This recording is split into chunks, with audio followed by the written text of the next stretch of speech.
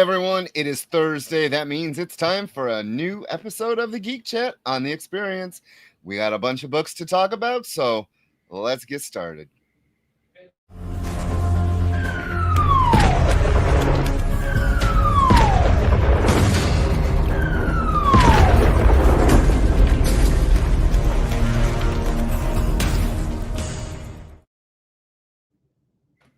That was weird. What? I didn't get anything. Didn't see anything? Weird. No. Oh, I saw it. Hey, everyone. It was glorious. Hey, everyone. Kenneth, Kelly, Easy Reader. Welcome in. You are watching the Geek Chat on the Experience. I am Beardy Rich. And I'm Little Black Beardy Dez. And as always, the guy in the sky, Mud and Chop Kyle. Again, thank you all for coming in. I think Kyle's going to say something. I haven't been able to get to the barber lately, so I'm officially a Beardy again.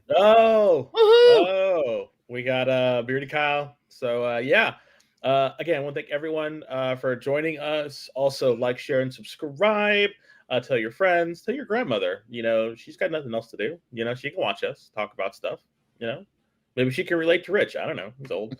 So, sorry, I've missed you, buddy. So I live for these days just to torture you and talk about comics. And another thing that I live for is giving away comic books. Look at that segue. That is a great cover, by the way. This is the 1 in 25 from an artist called Doaly, Doaly. Doaly. That's what I got from it too. Doaly, maybe. I thought it was like doily, like the thing you put underneath the pot, but I don't think it's a doily because it's spelled different. No.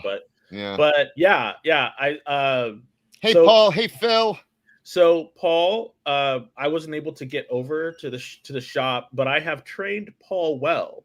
Paul went and procured this this cover. So you can thank Paul for finding this. Thank you, Paul. It's really nice. Yes, Paul saw this and was like, "Yeah, I think those folks over at the Geek Chat would like to win this." Hey, Triple B, welcome in. Yes, yes. How do they win it? All you have to do is put in the hashtag Geek Chat down in the doobly-doo and in the comment section. Again, if you weren't here last week, that's what we call the comment section. Now it's a doobly-doo, doobly-doo, poobly-poo, whatever you want to call it. But put it in there, hashtag Geek Chat, and we can get this out to you. So please, please, please, as always, if we do not give it away, it goes to Rich, and we can't have that. No, I love it. I want it. Yeah, we can't have him have nice stuff. No, we can't. Hey, Jabroni Chief, welcome in.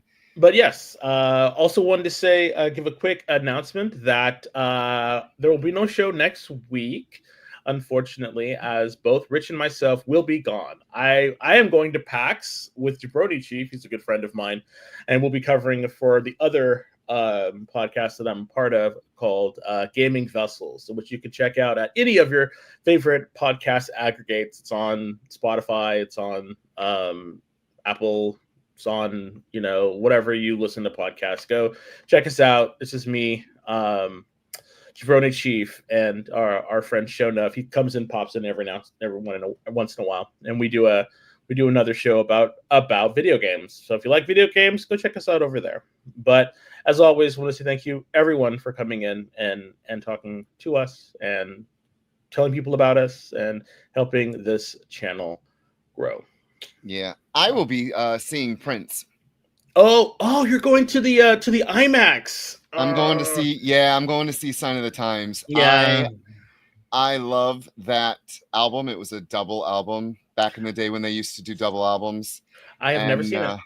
You've never seen it? Oh my God. I can't wait to see it on the big screen. Yeah, I want to see it. And I was thinking about, since we're going to Seattle, I was thinking about, forcing Joe to go see it with me because it's on IMAX. And I think that'd be a fantastic way to spend an evening. So yes. We'll see if we're able to do it, but that's amazing. I'm so happy that you're going to do that. I was wondering if you were, but I wasn't sure. So I'm glad that you are. Are you going to wear purple? Yeah. I don't wear purple. Well, I'm sure you have like a Prince shirt, don't you? I will be wearing a Prince shirt for sure. Good. I'm glad to hear that. Hey, TAFKAP. What would Prince do? The artist formerly known as Prince. Oh, I thought it was what would Prince do or something like. There will be a show in this spot next week, guys. I will find something and we'll do something here. Oh, great. Great. I'm glad. So we don't have to not have the Geek Chat. We can still talk about geeky things. It'll just be different beards. Yes. You'll get to see Kyle's funky beard, and because he's an honorary beardy. But yes, I will be looking forward to various different video games next week, and if you want, I can talk about that too when we come back the following Thursday. So, or you can check out the Gaming Vessel. So either way, we got you covered. So, Rich, what is the first comic book we're going to talk about? And that was not a sigh because of the comic book. It was just a sigh because I'm getting ready to get like in that mode. I'm going to get like locked in. So the locked in mode is on Black Cat, number 1, with a beautiful cover by Adam Hughes. Yes, this cover is hot. The next cover is good too. Next cover was cool too. They showed it in the back. I was like, okay. Yeah. So G. Willow Wilson is back. She's the writer on this. Gleb Melnikov, excuse me, is the artist. Brian Reber is the color artist. And VC's Joe Caramagna is the letterer. And there was a bunch of variant covers for this, including Peach Momoko, J. Scott Campbell, Simon DeMeo, Terry Dodson, Derek Chu, Ji Young Lee, like a bunch for this Black Cat. Are you frozen? No, I was waiting for you to start. I mean, don't take our silence as that we didn't like it. Okay, so I will start this off. I'll start this off. Yes, I will not wear purple, but I definitely will wear a Decepticon shirt. He will. Oh, Decepticon yes. purple is all him. Yes. Okay, This is the book that nobody asked for. Like, no one was like, oh my God, the new Black Cat, I got to run to the comic book store. Woo! But you know what? It didn't suck. It was a comic. It was enjoyable, but why? Like, you're just padding your already bloated Marvel's already bloated release schedules. It wasn't a bad book at all. Actually, the art reminded me of old Chris Bacalo in some of the panels before he got so stylized. Like in his Generation X days. Some of that. Or even oh God, I'm blanking on the guy who draws like him. Yeah, it was a comic book with Black Cat. Okay, so this is a book. It was in which I think they're testing out G. Willow Wilson's name, and they're saying, "Hey, can this person sell this book by name recognition alone?" And I'll have to say that I think a lot of people picked it up for that reason. Now, aside from that, how was the book? For me, and again, this is completely, of course, it's for me. I did not like it. I did not like it, but I'll tell you the reason why I didn't like it. Of course, all right, why? I'm going to let you know. Okay, you let us know. This all felt like She-Hulk. I'm going to say it right there. It all felt like a She-Hulk comic book. And by that, I mean the fact that she was literally talking to you as the character, talking to you as the reader. And she was explaining to you like, haha, this is my life. You know, it was one of those sort of like things in which she's breaking the fourth wall, talking to you like She-Hulk used to do and like Deadpool does. And so G. Willow is trying to do this new narrative style, is what she's like leading you through, like, my life sucks, but it sucks worse for you because I have probability powers and it makes bad luck for you.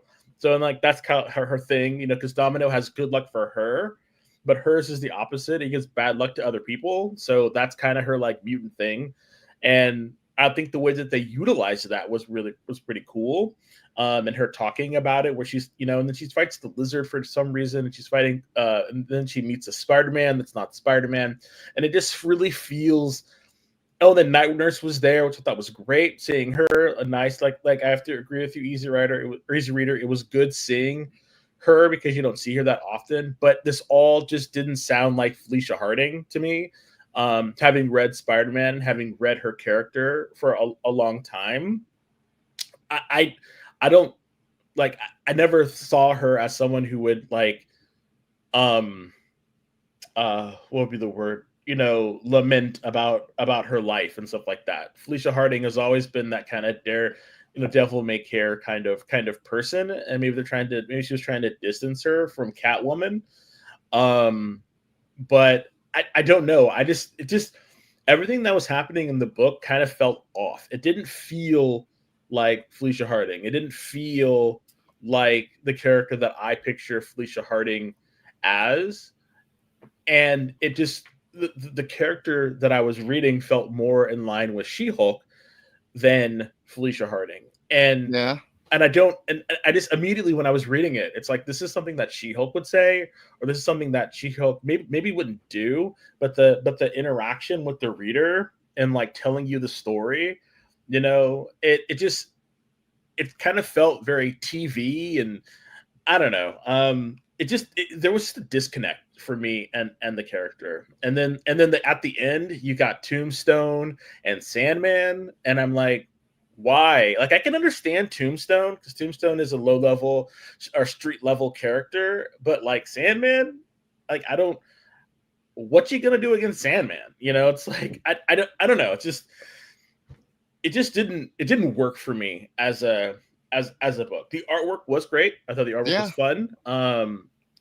But other than that, it just didn't work for me. Period. So I have a question. Well, not really a question, but you won't know the answer. But it's interesting that Marvel is kind of pushing her because she was just in an Avengers story arc where her and her dad were stealing things for Kang, and they were on the spaceship and the Avengers. And I was like, okay. And then in an upcoming, the solicits for Marvel came out today for November, and she's on the run and she goes to the Baxter building to ask the Invisible Woman for help. And I'm like, you gave her you put her in Avengers, which was weird. And then she has her own book now, which is only going to last 6-8 issues. And then you have her appearing in Fantastic Four. What is this push with the Black Cat? Like she's gonna be in Spider-Man movie. maybe they are. That'd be interesting. it was weird. That's all. Like why the sudden Black Cat push? Maybe. Sorry, I was reading your comments. You guys are horrible. Maybe money on this one. This is a pass for me. I don't. I might again. It may live on in a half off, trade bin when I go to like a con, and I'll pick it up then and read it and see what I missed, and we'll go from there. I will say this artist needs to be on an X book. Like I really loved his forms and the way he drew the action scenes. Not that there were that many in this book, but I really liked the artist. Like I wish he was on a book I cared about. And what was that scene? Was she like dyeing her hair? Yes. So her hair is just not dyed. That's her normal hair. According to this, she uses foil highlights. Ew. It's annoying. Whatever. Yes. On to another book. Valiant Beyond. Tales of the Shadow Man, #1. Oh, Lord. Oh, Lord is right. So let's get this. There's no actual credit page. The credits are throughout 2 pages. So, yes. So, A.J. Ampadu was the writer. Sergio Monges was the artist. John Amarillo did the coloring. Ludwig Olimba did the flats. Ezekiel Inverni did the lettering. It's Ezekiel. Okay, go on, buddy. I think that's how you say it. And the cover, which I gave credit last week when we did whatever book it was. I like how the cover artist is on the screen or on the cover right above their Valiant corner text box, cover by Bella Rochlin. So I really like that they give you the cover artist, but once again, the letter gets screwed and is not on the cover. I'm gonna do that all the time. I'm glad. And Ludwig Olimba got screwed too because that person's name isn't on the cover either. Oh, what'd they do again? They did the flats. Oh. All right. If you started the last one, I'll start this one. All right. Yeah, I didn't like this book either. Sorry. We're starting off with 2 duds. I don't know. I'm sorry. I think the one thing about it was I didn't really, the artwork did not catch me. I'm sorry. The artwork just never really got me. And I don't really know a lot about Shadow Man. And calling it Tales of the Shadow Man doesn't really, like, it should just be Shadow Man. Maybe they can't call it Shadow Man, but Tales of the Shadow Man just did not it just shut up, Kelly. It just did not it doesn't ring off the tongue. I don't know, it just didn't like I don't know the rules about this. They're in New Orleans and it had this, very like Afrocentric feeling to it. And I loved that. I thought that was really, really cool and it was great, but he's supposed to be this like super powerful, shadow entity sort of character, almost like the Sandman, because I was getting major Sandman vibes. But the artwork, the artwork just did not move me at all, and it really took me out of it. And the villain that you're meeting is this sort of demon, and New Orleans is protected, but he can go through anything with his scythe, and then he has a scythe. So is he a death type character? There's just a lot of stuff happening in this book, and the art did not give it any justice. And I'll say the best thing that I liked about it, I think I know what you think. I think I know, what I liked, right? The cat. Pizza. No, the cat. The cat. Was the cat, thing. Yes. At the beginning. The cat won't eat the bird. I thought the correct answer would be when it was over. Oh, Lord. They did a Shadow Man video game. I didn't read that. Yes, they did a Shadow Man video game back in the day. And they just remastered it and re-released it. And he's like, "Yeah, man, I'm the Shadow Man. I'm going to kill you." No. Yeah. He's like, he's got this like faux Jamaican accent, and he's like Creole or something, because it's all done in Louisiana or New Orleans and all this other stuff. So it's just not I just wasn't feeling this book at all. What were your thoughts, Rich? Well, I'm trying to find the Shadow Man theme song on Spotify, and I'm having a hard time. So Steve says, the other day I re-listened to the Shadow Man theme song by Friends of the Experience, A Sound of Thunder. Very catchy tune. Check it out. We will.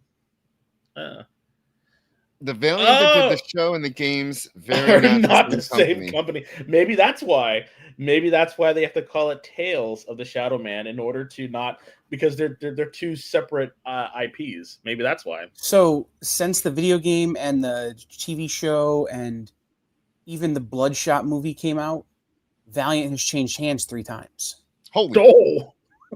Right. Well, I'm going to say they need to change hands again. So all their media rights are in different hands, basically is what you're saying. Yeah, so Sony still owns a whole bunch of stuff that they're never going to use again. Oh, wow. So that's why he has that weird like Batman Huntress thing in the big afro. Okay, I get it. All right, Rich, what were your thoughts, buddy? You gonna buy number 2? No. I have to agree with you 100%. Whereas I would talk about the art in Black Cat because it was really strong for a lackluster story. The art and the story did nothing for each other at all. It took me a couple panels to figure out it was a cat, by the way, until you actually kind of saw the form of the cat. Yeah. I'm like, who's he talking to? And the cat this accents are weird. You know, ever since Gambit came on and Rogue and Cannonball, you had the Southern, so AH is I. The cat's accent was very hard to like. If you read it out loud, because I tried reading it out loud, and I'm like, this is stupid. This is no. I don't know. I went into this, you know, it says new origin, new universe, new starting point. There's no origin. And I left it, and I was like, you left. There was no reason for me to read the number 2. They did not check the boxes for this book at all. And I don't.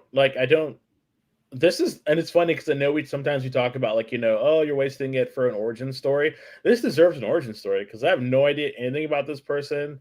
I don't know if he's going to go on a journey to find out. We're going to find out who he is. All he is like a reigning like king of something. So I think the thing he asked the detective, I think that's him, and he needs to find out who he was by that license. So I think that being the last. Oh, that was what you. Oh, I didn't. If that was the thing, I didn't get it.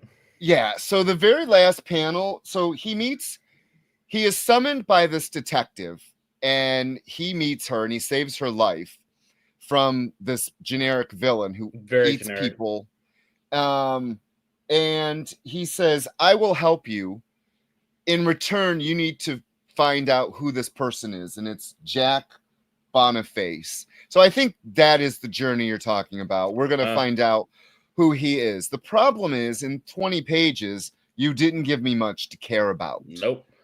Or nothing saying that was him, or connecting it to that person. If that's him, great for the people who read this character before, but for the newcomings, because it's a new origin, new universe, new starting point, I didn't get that. No. And Jabroni Chief, Exo Manowar is September 17th. Yes. And we'll be reviewing that because I've read now 5 incarnations, however many incarnations of Exo Manowar there's been. Mm-hmm. So we'll give it another shot. And the next book we'll be doing will be Harbinger on September 10th. Where's my Archer and Armstrong? Oh my God, yes. Yeah, seriously. Or what was it? Or Magnus Robot Fighter. That was another one that Valiant had, I think. I always found Magnus to be boring. He never did anything of interest. I liked his red outfit. The little man dress he wore with the white boots. That was kind of cool. I love Turok. Yes. And yes, Turok. Steve, I do it for all of you. Yeah. So speaking of which, the Turok video game, Jabroni Chief went a little crazy and played all 3 of them. So really, yeah, he loves that stuff. But for this one, I don't know. I don't really know. I really hope that Valiant gets better overall. I have read a lot of Exo Manowar, and I read not this last version of him, but the version before. With Carrie Nord. Yeah, I read that version, and it was great. Like, it was great. There was a time where Valiant was just hitting it out of the park. Like, it was great. It was Ninjak was really good.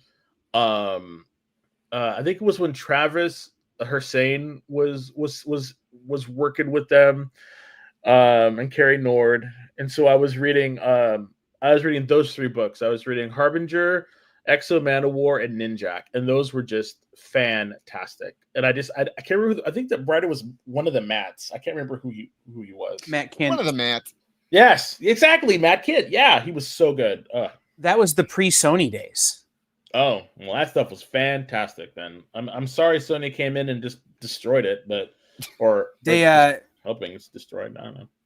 They are solely responsible for Bad Idea because they paid Dinesh a ton of money to buy Valiant, and that let him launch Bad Idea. But also, just wanted to point out, guys, anything that isn't FOC'd from this, I would expect a delay on, given current status of things and their relationship with IDW. So maybe anything that isn't already ordered might be a little late. Thanks for letting us know. And you can follow up with Kyle on his FOC show. When do you do the FOC show, Kyle? Tomorrow. Oh, look at this. You already had it ready to go, everybody. We're having Teeny Howard on. I'm very excited. Mm-hmm. Oh, cool. What is this book? Marion what? Marion Heretic #1 from Boom Studios. Ah, cool. There's some boobs. Yo, that is a very stacked nun. Boobs, it is. Boobs and doves. That's all you need. So what time is it? 1 o'clock Eastern. Okay, so that's 4 o'clock here. 10 a.m. Pacific. No, 10 a.m. Pacific. We have to go backwards. I went the wrong way. Oh my god, they're ahead of us. So yeah, that's really fantastic. I'm glad that you're going to be having Teeny Howard, and this looks really good, actually. I'm pretty excited for that one. Was Des, was the Painterly art on Man of War, that was Carrie Nord? Yes, that was Carrie Nord during that time. Yeah, I do. I like his art a lot. He's kind of fallen off the map. I feel really bad. But speaking of falling he dead? Off, no, he didn't die. I don't think he did. Oh. God, I hope not. But speaking of falling off, we're gonna fall off onto a break, and when we get back, we're gonna talk about some more comics. So you all stay tuned, and yeah, we'll be right back. Whoa! Did you miss it? Yeah, they can go by pretty fast. Let's slow down the footage. Welcome. It's time to skim some comics. Miles Morales Spider-Man, I will just tell you that Miles is very important in his role as a vampire. So it's fine. If you like Hercules, read it. If you don't like it, don't worry about it. It's fine. The art is still stunning. There's a panel, little spoiler, there's a panel in this where Chitauri first hits Lion-O, and he is the best "did she really just hit me" face I've ever seen put in a comic book. Wow, live reviews of new comic books so you can be ready for New Comic Book Day. What is this? Oh, I see. It's Minute to Skim It. Part of the experience.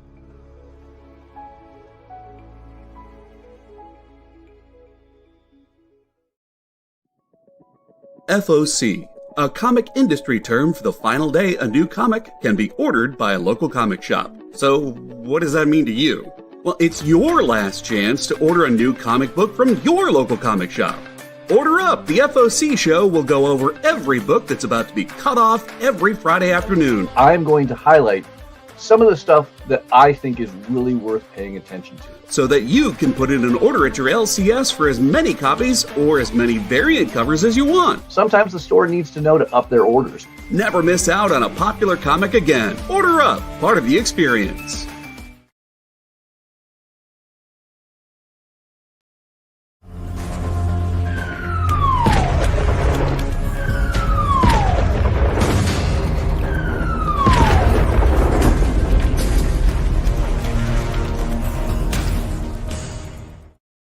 Hey everyone, welcome back. You are watching the Geek Chat on the Experience. I am Beardy Rich. I'm Little Black Beardy Dez, and on the cans, we got honorary Beardy Kyle.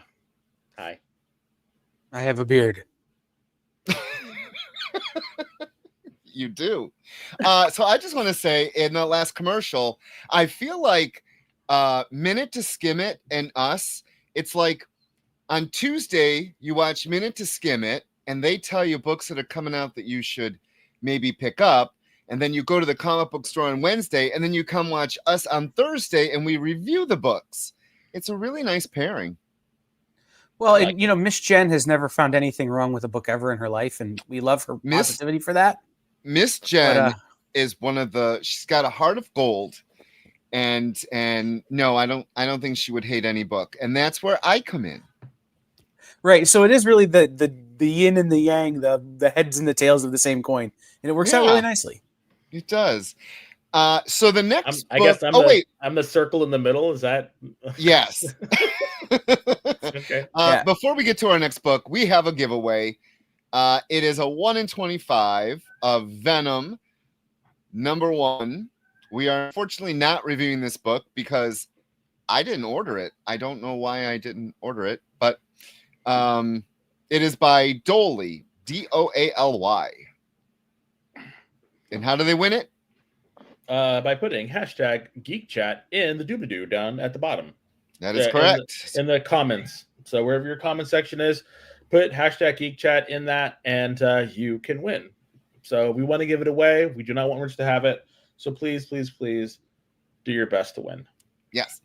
Okay, so the next book I wanted to review, and it's funny. I texted Des, and Des is like, "Really?" ? And I was like, "Yes." And the whole reason I wanted to was because of last week's Geek Chat. Really? Yes. Yes. So spoilers, everyone. So Kelly, you might want to hit mute because I don't want to spoil it for you. And Kyle, if you haven't seen this, you might want to mute yourself too, buddy. Hey, show enough. If I haven't seen what? Imperial was a joke because you never watch movies anymore in the theater. Oh, that's true. Well, I mean, now that can walk, I'm going to go to the movies and see everything. Cool. Woo. Okay, so spoilers coming up. Last week, we were talking about the Inhumans. You remember that? Yeah. Yes. Did you read this issue? Yes. Yes. So, ladies and gentlemen, who Everyone are still guessed it. listening, Like everyone guessed who the grand enemies were. yes. Up, we have the kitty back. Yeah, she's saying hi to us. What are you doing? So yes, the mastermind behind everything Mastermind? was Two of them. Black Bolt and his brother Maximus the Man. No, it was the Game Master. Well, Game Master and Maximus, but they were playing the long game. It was all to put the only person who had the only person who had the reach and the influence to do this on a cosmic scale was the Grand Master. Yeah. And so Maximus challenged the Grand Master to see how much chaos they could sow in the galaxy. And so they played their little game, set off the catalyst, but it was all in the hopes and in order to set up the Inhumans, that way they could get their own empire back. Yep. So that's the catalyst. And so now the Inhumans are being cast as the antagonists or the bad guys for the galaxy. So so I was number one. I was expecting, the Grand Master to be a part of it because of the movies and because of, people know him. I was expecting him to be a part of it. Some people had said, maybe this is a grand design for the Inhumans to come back. And I wasn't really thinking about that. But then when it happened, I was like, oh, damn. But then, hey, Canadian. But then to see Black Bolt step up and actually see that he was actually behind, like he actually said, okay. And said that this is all part of his plan as well, and he okayed it. And that blast at the end where he took out the Grand Master, I was like, okay, this finally. I'm sorry, like the first two issues were just kind of lackluster. I'm sorry, they were kind of like, hey, Garfwong. But now when they finally saw what's going on, and we have the Inhumans coming back as villains, I'm like, yeah, okay, let's see how far Marvel is willing to push the Inhumans, because they have not, the Inhumans have not been fetched for a very long time. And now it's like, okay, now we're going to see them be angry. Okay, you go. Now we're going to see them be now we're going to see what's going on. So I'm excited for it. My hype level definitely went up when I read it, when I read that ending, seriously. I was like, okay, I understand now why a lot of people were saying what are your thoughts about the Inhumans online? They're saying ooh, are the Inhumans back? What's going on? And I just kind of stayed away from them. And then when I finally read it, I was like, okay, that's what people are talking about. Yes, it did. This is going to read probably amazing, like most Hickmans do in trade form together. Yeah. What? No, he is the type that his stories, they run better as a full narrative than stop and starts as chapters. Yeah, so I definitely get you. And the rumor is that it looks like Hulkling is going to be taken down. Yes, because you saw Wiccan is going to be getting his own miniseries, and it says something about the fate of whatever his name is, Billy, Yes. Teddy. It's Teddy. Yeah. Yeah, Billy is Wiccan. What do you think about that? So the costume it looks like Captain Universe. The Luciano Vecchio dot design. What if, and just hear me out, what if at the end of the Doom era, Billy becomes Sorcerer Supreme finally? And that would be cool, because see, that's what I would like. That would be cool. I don't know if this Witch's Road, like, why do you have to take from the TV show? That's not very original. That was my very first thought when it's the Witch's Road, and I'm like, really? It's annoying. Okay. Maybe he's going down the Witch's Road. Maybe he's going down the Witch's Road in order to become the Sorcerer Supreme. Who knows? Because we know that with the solicits, Steven is not going to be the Sorcerer Supreme anymore because he's off in like Asgard and other dimensions doing his own thing. So that's why I'm thinking that maybe Billy's going to be Sorcerer Supreme for a while. And that would be cool. And I would love to, what I would love, and they're not going to do this, but what they're probably going to do, because Agatha all along was there and all that, they're probably going to bring in Agatha as possibly counsel for him. But what I really would like is for Brother Voodoo or someone else, to take over and possibly to become, I know he doesn't need a mentor anymore, but I do think that he needs someone to help him wield being Sorcerer Supreme. And people don't know this, but Brother Voodoo was Sorcerer Supreme for a little while there back. Yeah, like a minute. For like a minute, he was Sorcerer Supreme. So yeah. I think it would be really cool for Billy to have Dr. Voodoo there, Jericho, with him as he's training him to be that, or even Magic. You give her something to do, because her solo series isn't doing anything. So, everything's canceled. So what's funny about that is the writer for Phoenix said she's not coming back when it relaunches. So that means the books will probably be relaunched with number one. So Phoenix, Magic, Psylocke, all of those will probably come back with either new direction or new writers, except for Storm, which they, I guess, are killing. There's rumors going around that they're killing her. I think that's stupid, but we'll see. And Steve, so it's hotter than hell in San Francisco, and our apartment has no air conditioning. So I have the drape propped up so air can come in, and I have a fan on in front of me, so there's constant air movement in the living room.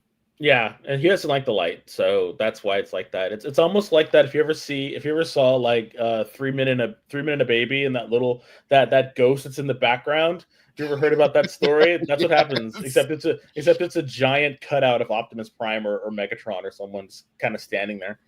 But that's a deep cut for all you oldies out there. It is. But yeah, my hype, like I said earlier, for Imperial was really kind of like lackluster, but now I'm in for the long haul for this one. It's only got 3 more issues, right? It's a 6 issue, right? I thought it was 4. Well, if it's 4, that's even better. I really don't know. Hell yeah. Oh, you thought that Sophie, that's Sophie, by the way, the Tory's name is Sophie, made it over to your no. And also, I have central air and heating in my house, so I'm good.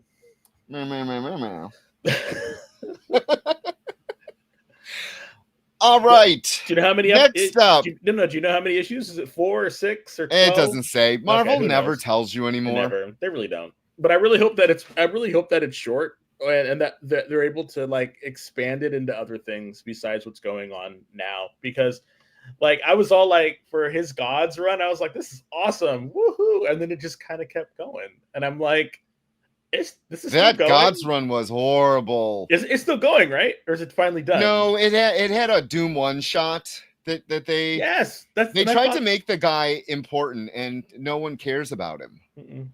No. Oh well. And Garth Wong remembers trying to pause the tape to see the ghost.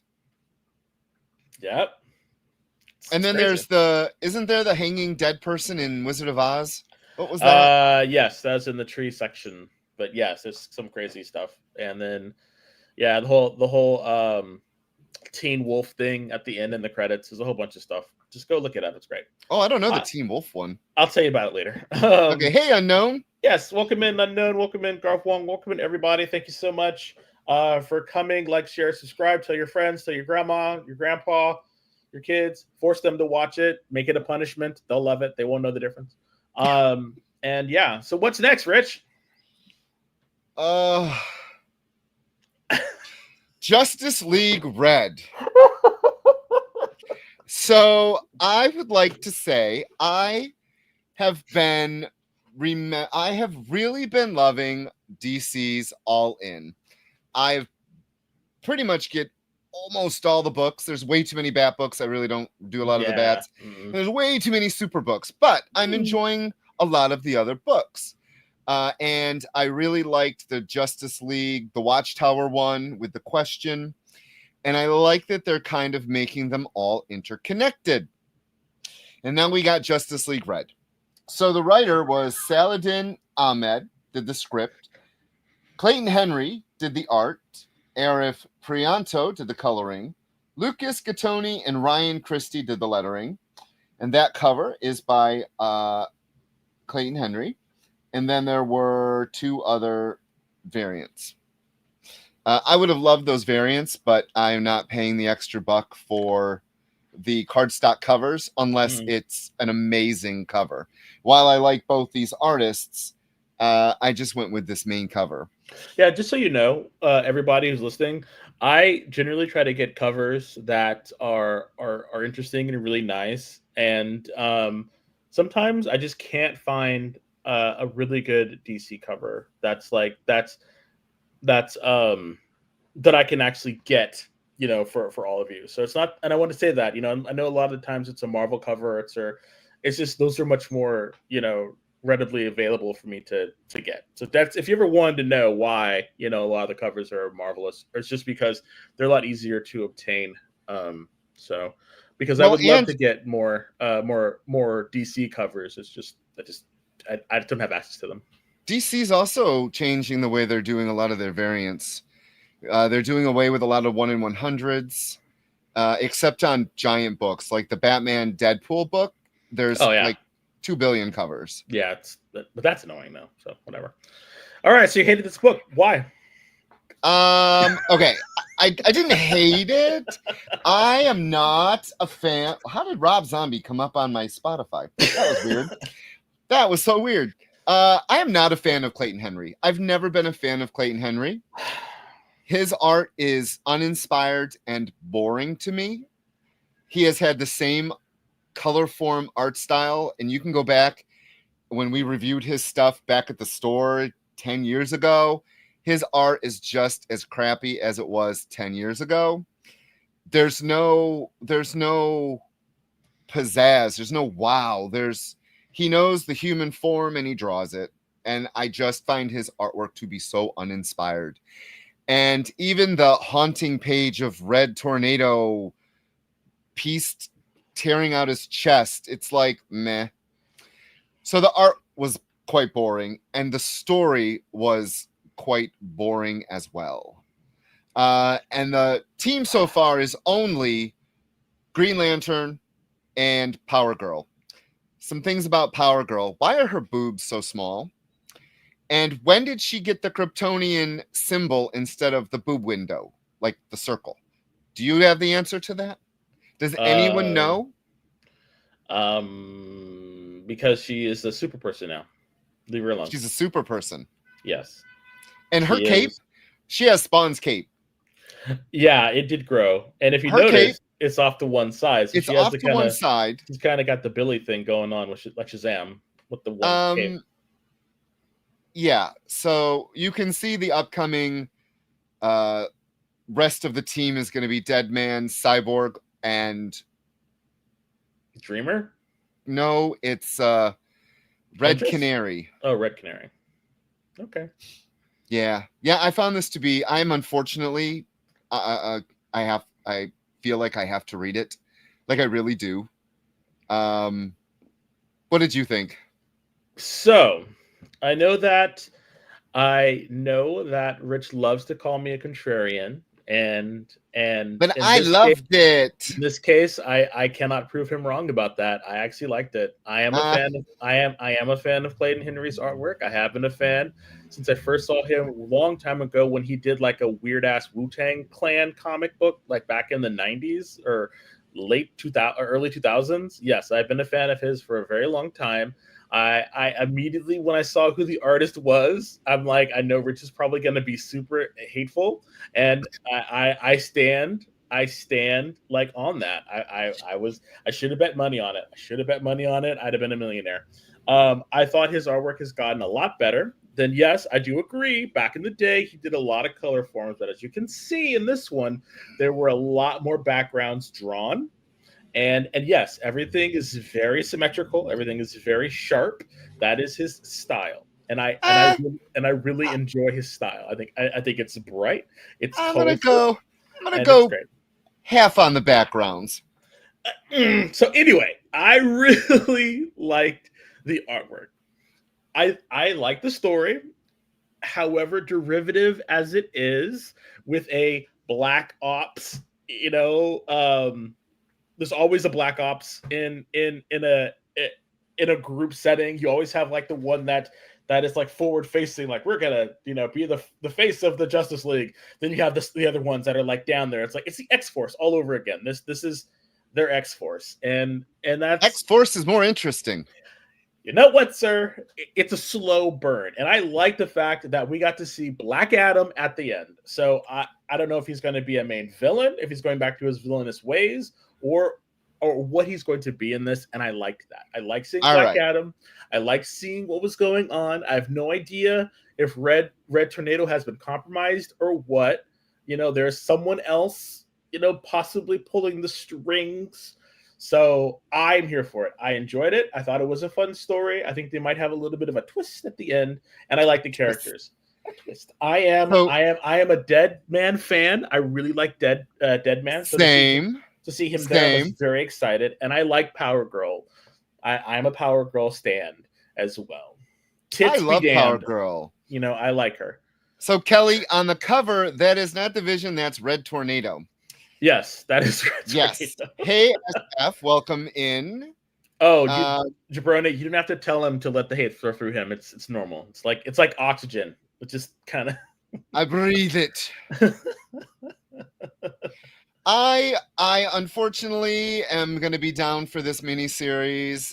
Yay! And then we can talk about it, and you can say you can see how wrong you are. Oh, I'm not going to be wrong. Trust. Seriously, so you didn't think it was inspired at all? Like we're gonna, no, I didn't. The whole idea of this, like it's a Black Ops group, but is it really? No, it's not. No, it's not. And that's what I want to know. Like, is like what's going on with Red Tornado? He was half. Maybe I'm looking at it through Red Tornado eyes. Because the red glass. Anyway, yes, I get it. That was a stretch. Because I was a fan of Red Tornado. I'm a fan of Deadman. I'm a fan of these characters. So I'm like, okay, let me see what they're gonna do with this character. So maybe I'm giving it a little bit more of a pass than I should. I will definitely admit this. Only if you admit that you're not giving it a pass because of your horrible disdain for Clayton Henry. Maybe with a different artist on this book, I might have liked it, but I don't know because some of the dialogue in it was just abysmal. Like when Power Girl meets up with this biker gang who wants to steal Star Lab stuff, the interplay between them was written really bad. And then the whole thing with Green Lantern and his phone's ringing, but it's not his phone. And then you turn the page and he's flying in space talking to someone. And I don't know that it I don't know. Okay. Well, I'll tell you one thing. I swear to God, one time I'm going to meet Clayton Henry and I'm going to get something like made for you. Swear to God, I'm going to get like a Wonder Woman for you. I'm going to say, can you sign this to my friend Rich? He's your biggest fan. Thank you. What's next?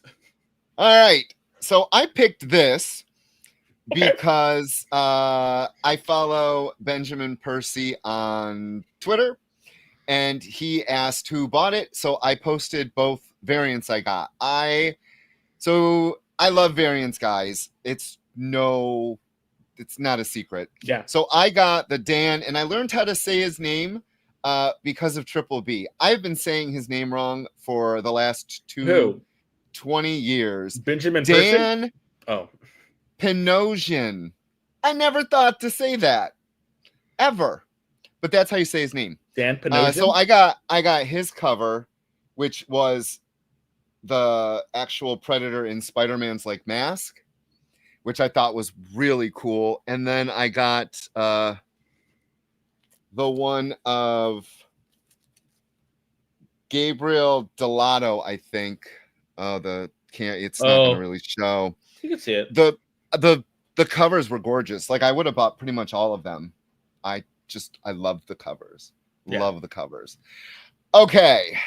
As for the stuff inside, the title is wrong. The title is wrong? Yes. Why? It's not Predator, it's Predators, plural.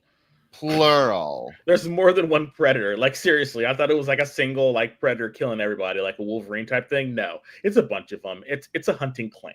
So and after that, I was like, okay, this sounds a lot better because I was like, one Predator taking out the whole Marvel universe. Get on with it. All right. So writer is Benjamin Percy. Pencilers Marcelo Ferreira and Daniel. I practiced this name. Picciotto. We're going with that. Inkers Jay Liston and Daniel. Oh, again, Piccadio. Sorry. No. Color artist Frank D'Amata, and the letter is VC's Clayton Cowles. And that cover was done by Lionel Francis Yu and Matt Milla. I did not get the main cover. So I actually sat and read my variant today.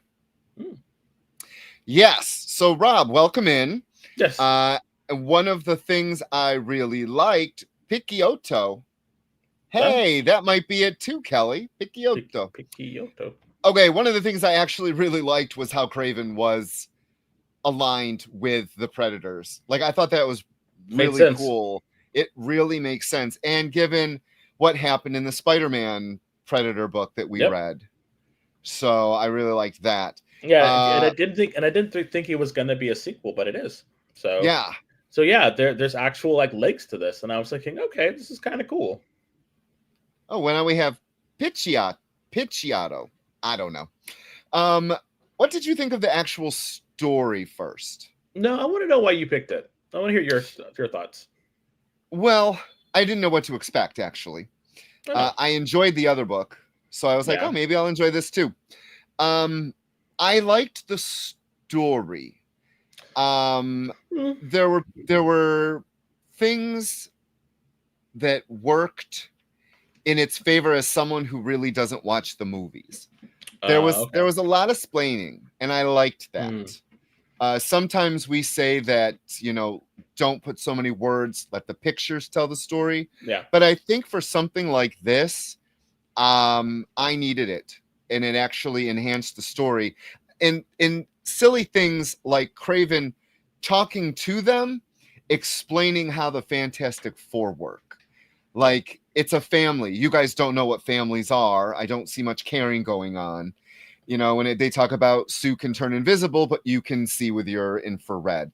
Like, I liked how Percy told the readers and involved the actual goings on to make the readers know what was going on. I liked that.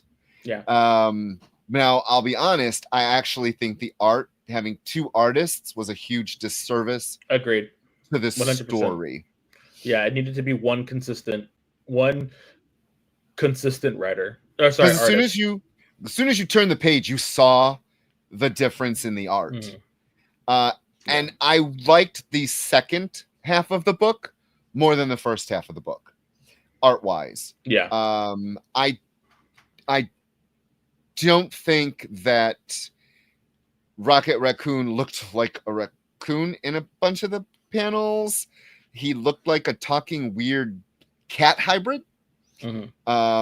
And it was interesting that this is set not in the main 616. No, which I'm happy about.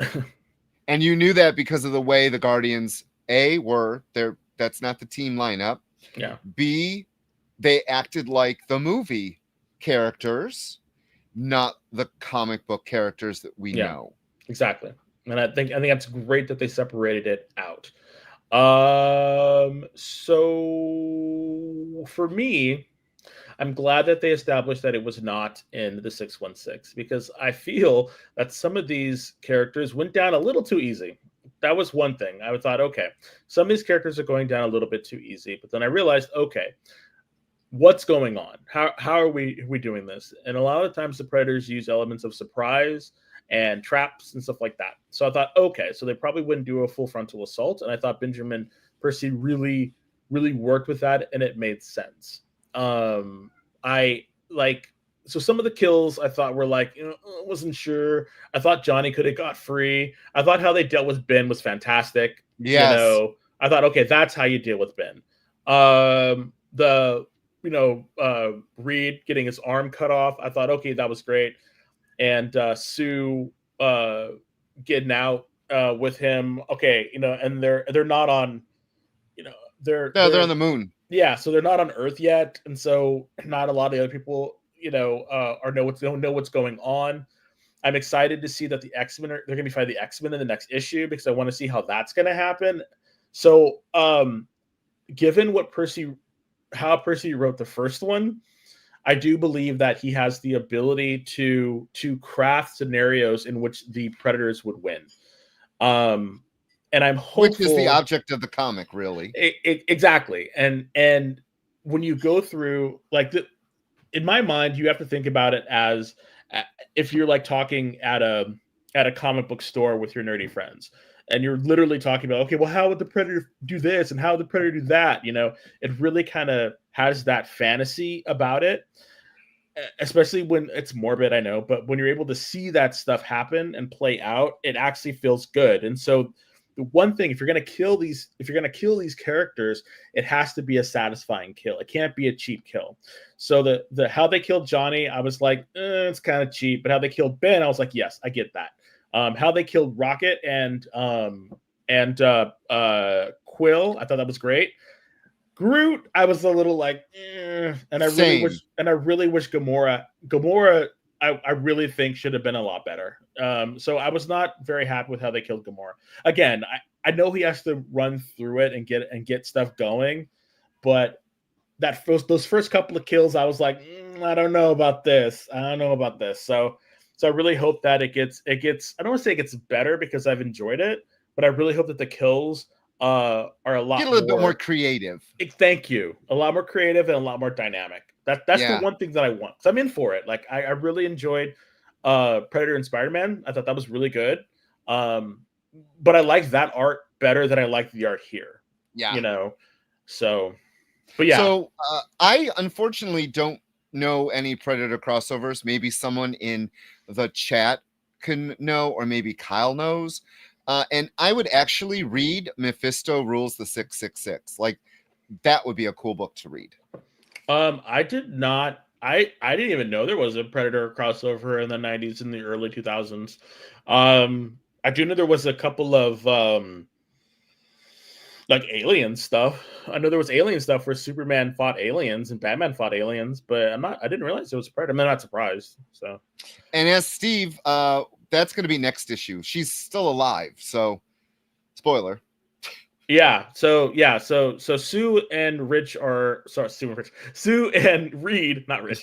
They didn't cut off your arm, Rich. It's not that I know of. They're still alive on the moon, and so at some point they're gonna come in there and kill them. I really liked as well. Even though Kraven was part of the hunting party, he was still treated like shit, and I loved that. Loved that. Like he was not, because he's human and he's kind of like helping them out. By the sun, yeah. Yeah, he was still treated like garbage. And I thought, okay, that's great. So I'm going to say, if you have it, what is it, $6 probably? Yeah. Go buy this. It was really enjoyable. Yeah. This was Yeah. $7. It's a lot, but I enjoyed it. It's a I movie enjoyed tie-in. it. It's a movie tie-in. So yeah. But all right. With that, we're gonna take our last break, and when we come back, we're gonna talk about a book that I was very surprised that Rich wanted us to read. So surprised that unfortunately I wasn't able to find it. So we'll see you in a minute. Live from New York. What? Oh, sorry. Live from Cleveland? It's Friday night? Sure, comic books are beautiful, but underneath, there's something more authentic and exciting. The original art. See the pencils, the lines, the shading, as if you were there in the studio watching the artist work. Getting a peek at comics' backstage is easy with the original art experience. All right, Friday night, guys. Thank you for being here. To be doing anything, the fact that you're here means the world to me. Nick's pieces are always value priced with your budget in mind, for the beginning collector to the veteran. And this is gorgeous. You got Aquaman and Mira. Join the original art experience with Nick and our friendly crew of regulars, even if it's just to enjoy the art. Fridays at 7. It's all part of the experience.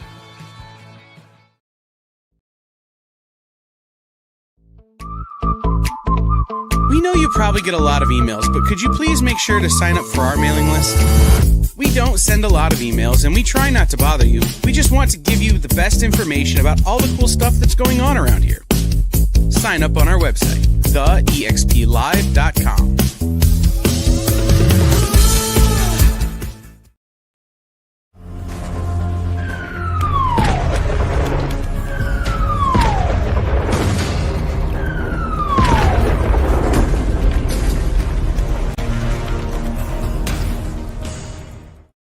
Hey everyone, welcome back. You are watching the Geek Chat on the Experience. I am Beardy Rich. And I'm Little Black Beardy Dez, and on the mics, and on the headphones, we have producer Kyle.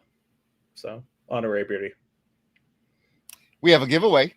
Of course. We always have a giveaway until we don't. And that's Venom, black, white, and blood all over. Ha. It's 1 in 25 by Dolly. Yes, by Dolly. And you could win this by just putting in hashtag Geek Chat in the doobly-doo down at the bottom. Thank you so much. That is And the correct. doobly-doo, of course, is the comment section. This now is the time in the show in which we ask Kyle, what's coming up on the Experience? Well, we actually have a big thing happening on Monday. We talked about Teenie Howard coming on tomorrow. Mhm. We have a really big thing happening on Monday.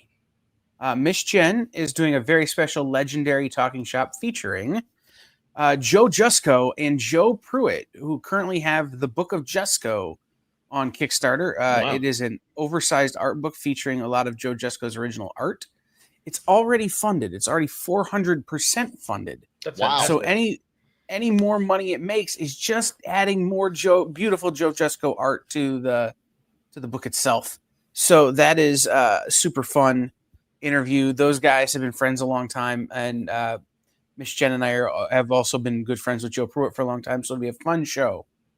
On the art show on Friday, Nick is going to have he has an Animaniacs page that I asked him what he was going to be charging for it, and he told me I almost fell over because I really want it, but that's like 3 months Wow. pay. Anyway, Wow. so I'm not gonna be a player on that one, but I really want to be. And then Nancy will be back Friday night for Friday Night Live from Comics Unlimited. She's got a cool show every week. Yeah, just be watching. We've got a lot of big stuff coming. We've got a lot of big announcements we're making, but apparently Sophie wants to talk more, and does. I'm willing to let her. She's like that sometimes. She's very vocal. So that's great. What book are you surprised that I wanted you to read? Oh, what's the next book we're talking about? Well, not this one. Well, actually, kind of was this one too, but yeah, Ultimates, the Ultimates number 15. As we get our new, what is it? Our new Iron Fist, and it's Shang-Chi in the Ultimate Universe. So, yay! Yay. So the writer is Dennis Camp. The guest artist is Von Randall. Color artist is Erica Erciniaga. Sure. Letter is VC's Travis Lanham, and that cover is by Dyke Ruan and Neeraj Menon. And then there was a bunch of variants. I got the main cover, but mine's not blue. That's weird. So, what you think? You haven't been reading, so let's start with you. Haven't been reading the Ultimates, have you? Off and on. I don't. Off and on? Yeah, when I'm on a flight, I'll pull it out, or if I bored in the bathroom, I'll take one in. But yeah, it's interesting. It's a fun. It is a. What are you doing? It is a fun. The whole Ultimates thing is a fun concept. And I'm enjoying what we have, what we've been given so far. So for this one, it's very much like, I'm going to come in and see what's happening, and then I'm going to go back, because it really feels like they are really trying hard to do different stuff, but at the same time be a little bit, what's the word? It's different, but like not different. Familiar? Yeah, exactly. Because we had the new Clint, the new Hawkeye, and the new Hawkeye is Native American. I think they're trans as well. In this one we have an Asian Iron Fist. Iron Fist. People have had outcries about how Danny Rand should have been Iron Fist, or there should be a more Asian representation. And it was even in the book, he was like, "Oh, who are you?" The guide. He's like, "Oh, I'm Danny Rand." Like, "What do you do?" It's like, "Nothing. I'm just a normal guy." And I was like, "Okay." And then he gets his ass beat. And I'm like, "All right." So there's just little things like that. And I think sometimes the Ultimates universe is just a little bit too self-aware of what they're doing, and sometimes it comes off as pandering. And then sometimes it's really good. Like, I really like She-Hulk. I really like this version of She-Hulk as being a complete and utter, against her cousin. She doesn't believe his philosophies. I thought that was great. I do like this version of Tony Stark. Ant-Man and the Wasp are fun. So it has moments of pure fun, but sometimes I'm just kind of it's all just leading up to when the Maker comes back, and it's like, well, how long is this going to happen? And then there's going to be a huge shift, and then I'm assuming this book is going to be ending at some point, as was Ultimate Spider-Man, Ultimate X-Men's probably going to end. They're all going to end when the Maker comes back, and then Marvel is either going to continue with it, or they're going to do something different. So I'm trying very hard just to enjoy the story for as long as we have it, and then I'm going to probably buy the collected trade when it comes out, because I don't think that this new Ultimates line is much longer for this world, is what I feel, honestly. No, it's an interesting publishing strategy to you're like, okay, we're gonna launch this new universe because the maker built this world, and it's gonna end. That's the publishing strategy. So do we get books afterwards? Who knows? But I'm enjoying it. I really think Ultimate Spider-Man is miles ahead of Amazing Spider-Man. Yes. They have made a world in which he's married with children, and even the kid has powers. The kid's got the Venom symbiote. It makes sense. Like Spider-Man, the Spider-Man version makes sense.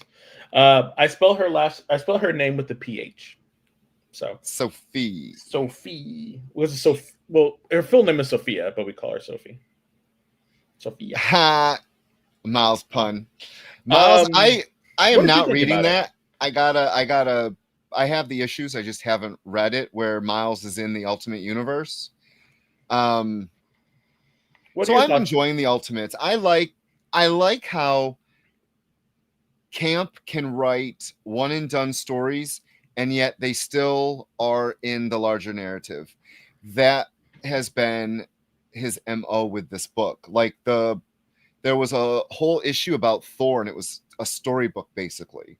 And last issue we got Scarlet Witch and Quicksilver. So that's what I mean. Like you got to hit these certain like characters. Yes, and that is the only negative to this, where each story, while separate, does go to the larger. It is weird that it's like, oh, this issue is going to be this. This issue is going to be this. And not a lot of stories are doing the long form, progressing the actual story. Like nothing in this progressed the ultimate story further at all. Nope. And even that was the one thing that really kind of pissed me off is Shang-Chi or the Iron Fist did not do anything. At the beginning, we get a little history lesson. Then we meet this kid who was the reincarnation of the original Iron Fist and the dragon, and he doesn't do anything. He is just kind of sitting there. It really reminded me of, you ever see that old Eddie Murphy movie, The Golden Child? Yeah, a long time ago. It reminded me of this. And so like they're defending him versus, one of the Hulk's acolytes. And then you're kind of like, okay, but he didn't do anything. So I'm like, all right.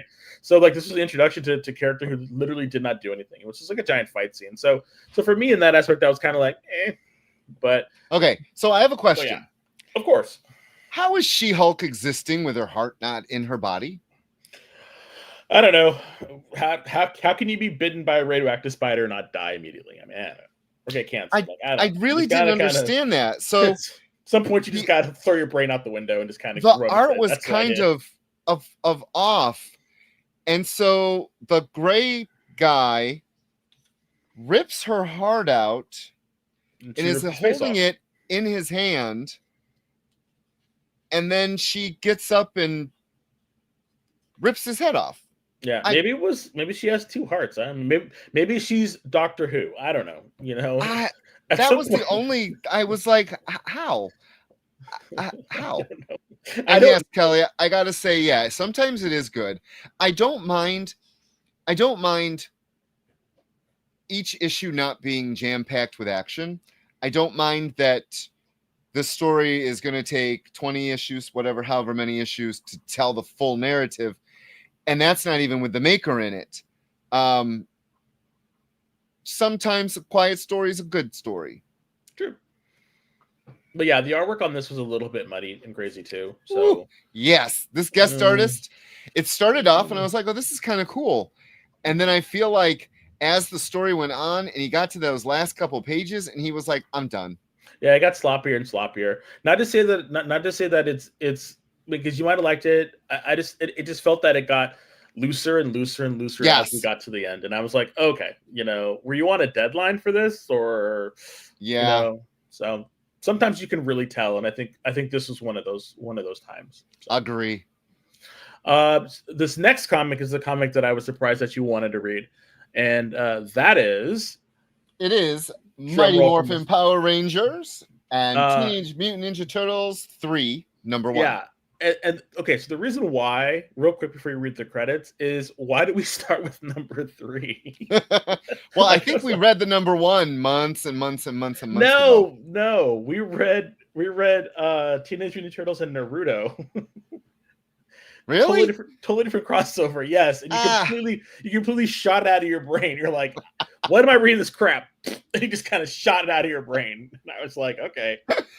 All right. So written by Ryan Parrott, the illustrated by Vincenzo Federici, colored by Raul Angelo, and lettered by Ed Dukeshire. And that cover is by Alessio Zano. I got I don't even know who I got. Cover by, this is the FOC reveal. I don't know, it was cool looking, so I got it. I probably won't be ordering any of the rest.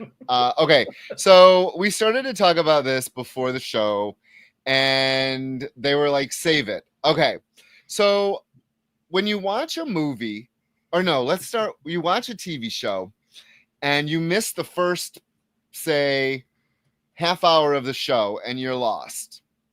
And you're like, maybe I'll catch up. You don't in this. If you did not read 1 or 2 and you go into 3, you are in the forest with no breadcrumbs and you're going to die because it made no freaking sense to me at all. You're just SOL, huh? Just I was reading it and I'm like, okay. Like every page, I just be like, okay. 2 things that I thought were funny. I am familiar with the Mighty Morphin Power Rangers. Mhm. I watched it, you know. Mhm. I liked when Zed makes these monsters, and the stupidest monster ever they fought, and you know, it was a bunny. It was a bunny, and they called it War Bunny, a giant bunny that they fight. And I was like, oh, okay, here we go. But at the end, Bebop and Rocksteady, I used to have their figures. Of I course, loved everyone them. did. Love them. They morphin up and they get crazy ass costumes, complete with head masks. And if the artist a little better, it would be a really intense page for these designs. But unfortunately, he made it a half a page reveal, and it's so tiny you actually don't get the full effect of the Morphin costume. And I think that was a huge disservice to Rocksteady and Bebop. And I need some redemption for them. Well, get the number 2. No. I will not be reading the number 2 at all. In fact, I hope we did not order it, because normally you have to order the 2s before the 1s even come out. That's how they get you. If you are a Mighty Morphin Power Rangers Turtles fan, find the volumes 1 and 2 before you read 3. That's my little advice. And I'll be real honest, the art did not help with this book at all. What's up, Kyle? Yes, Kyle. Well, I've read all 3 volumes. I've read Yeah. the first 2 volumes, and I'm reading this one.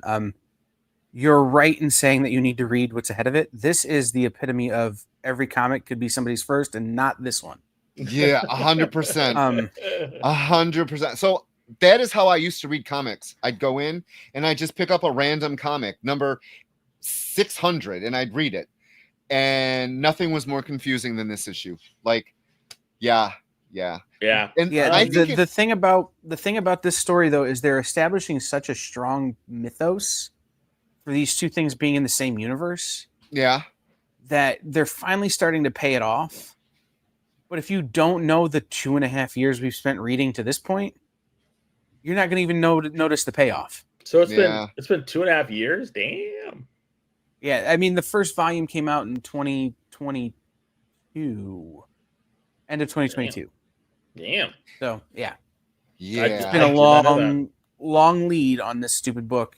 Well, and there was a big gap, like where nothing came out for a while, and then they started coming out again, and it was like nobody's interested anymore except for Kyle. And well, you know, Kyle, it's kind of hard when you're the only person buying them. So just kidding. I thought Freddie, what was his name? Freddie, the artist, Freddie Williams. Oh yeah, his I Batman thought was he great. was penciling these. No, he did Batman. He did TMNT and Batman. Those are the ones that he was doing. All right. Well, and there was a like gap. His art a there was lot. like part of the gap was for them to do more of The Last Ronin. Oh, okay. Because everybody who was working on this was working on that. So so for me, I have tried to get into the Power Rangers in comic book form, and for whatever reason, I just can't get into it, and I don't know why. And so I've tried the Mighty Morphin version, I tried the newer version, and I hear they're supposed to be really good, especially when Kyle Higgins was doing it before he went off to create his own Power Rangers sort of universe, the massive universe. I heard they're supposed to be really good, but I couldn't get into it. Like I was there for the first, Mighty Morphin Power Rangers. I watched it, on Fox Kids. Like I was there when Tommy, whooped all their asses. So I was there, like day one, I was there, but for whatever reason, I just cannot get into it. And so, and I know there was a there was an age in which it was bought by Disney and it was coming out on Disney Channel, and they had like about maybe like 4 or 5 years where everything was connected and it was this giant like, universe. And I actually thought about going and watching that stuff because, again, I'm a Tokusatsu fan. I love, folks who change, or hentai, not hentai. Sorry, not that. Sorry, what's it called? It's a Japanese word for transformation. So I can't remember what it is, but I like that stuff. Kamen Rider and everything. So. And I've watched some of the Japanese ones, which are a lot more darker. They're a lot darker. But yeah, for whatever reason, I just could not get into them. Did you read any of them, Rich? Any of the Power Rangers? So I have to say, Kelly has something to it. Sometimes you fall in love with characters or you like things because of the visual, the TV, the person, the movie.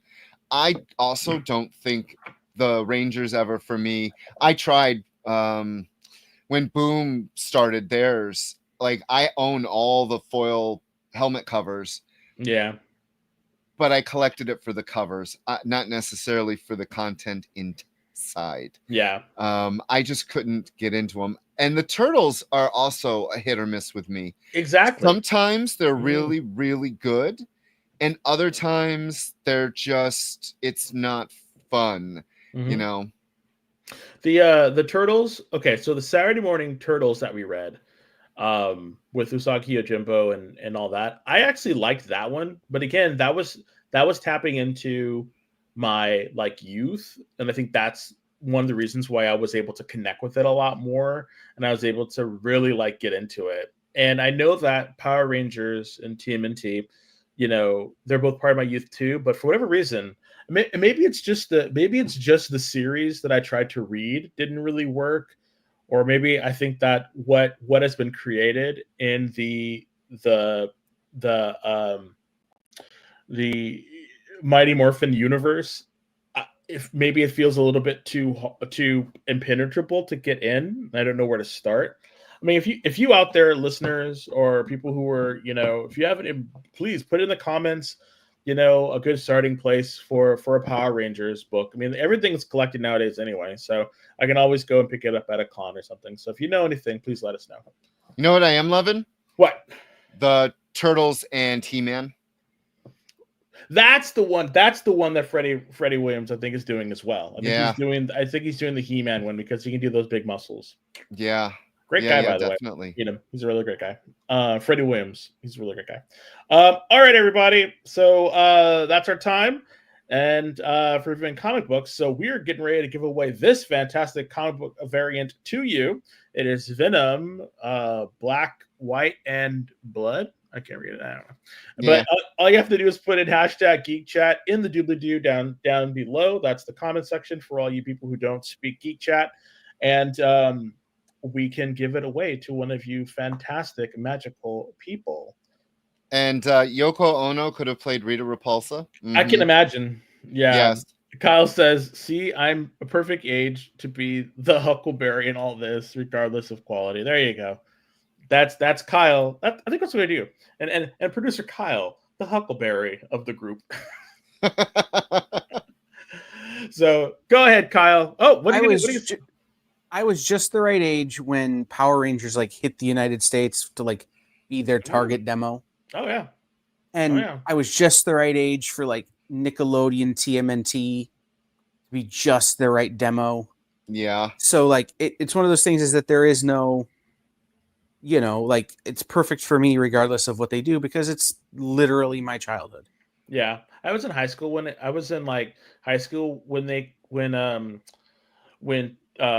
Morphin Power Rangers came out, and I was like a nerd, so it was definitely my wheelhouse too. So I was significantly younger than that.